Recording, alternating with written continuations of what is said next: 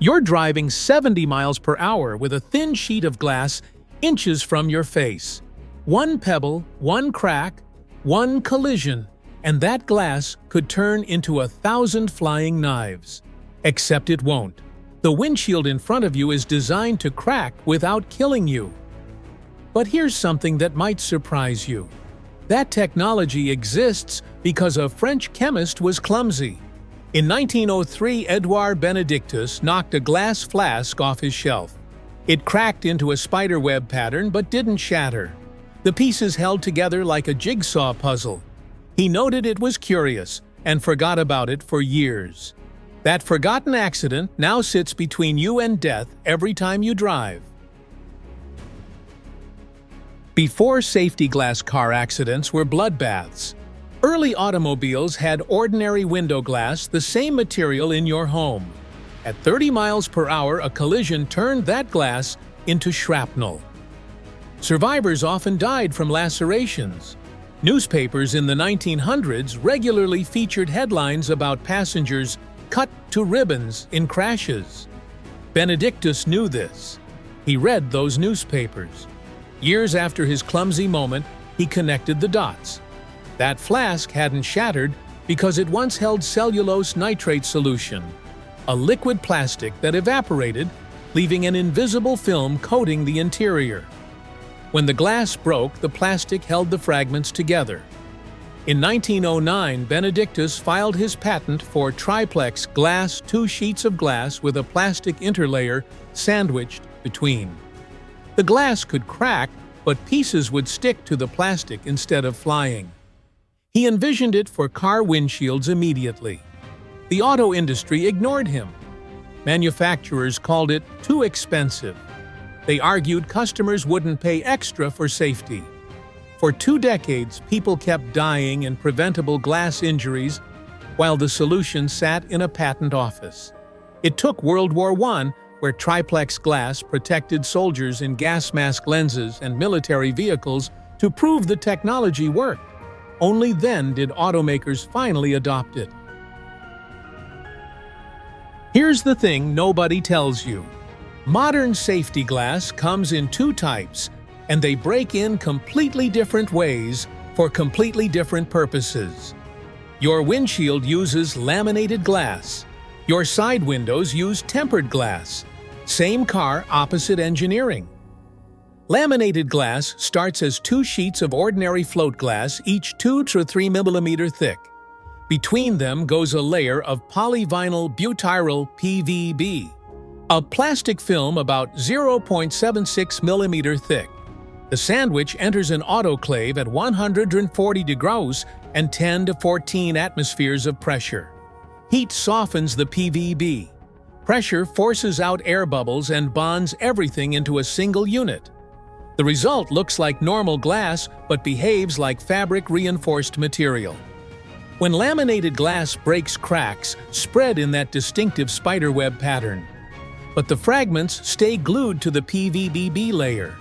Your windshield can take a rock impact at highway speed, crack completely, and still hold its shape. You can see through the cracks.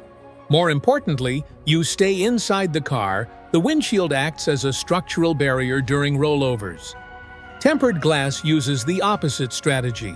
A sheet of ordinary glass gets heated to 620 degrees, just below melting point, then blasted with cold air jets on both surfaces simultaneously.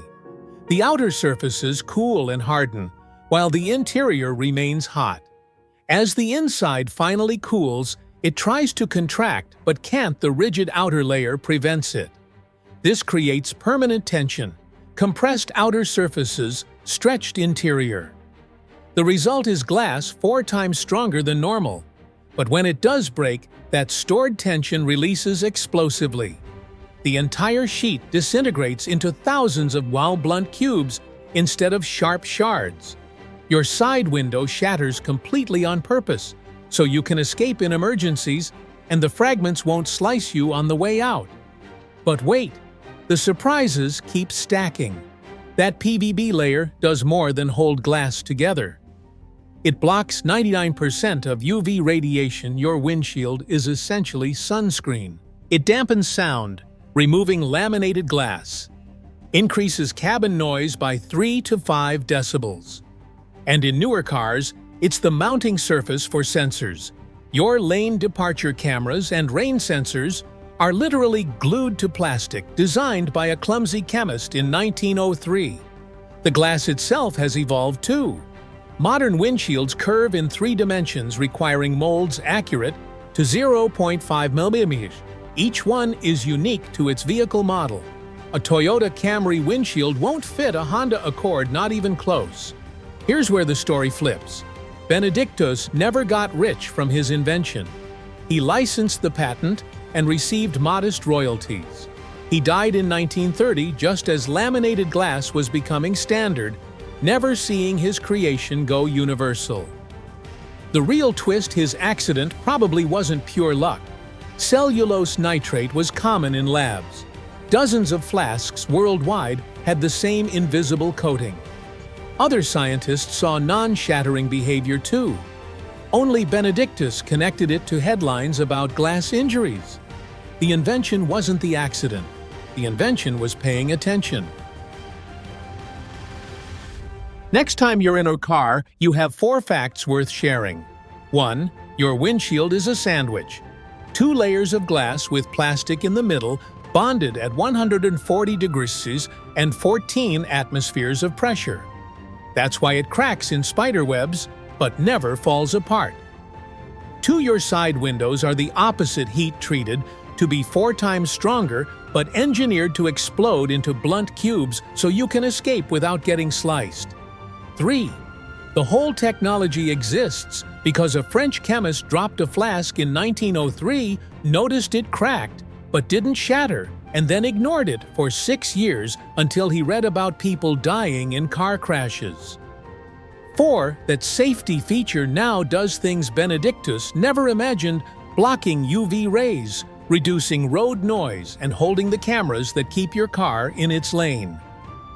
A solution to 1900s glass injuries is now the mounting point for 2020's driving AI. The one that gets people every time. The dropped flask. Everyone loves a story where clumsiness saves millions of lives. So next time you see a cracked windshield holding together in a spiderweb pattern, you'll know. That's not failure. That's a 120-year-old design working exactly as intended. That's the process. We reveal how things actually work, one story at a time. If there's something you'd like us to explore next, let us know. Until then, trust the process.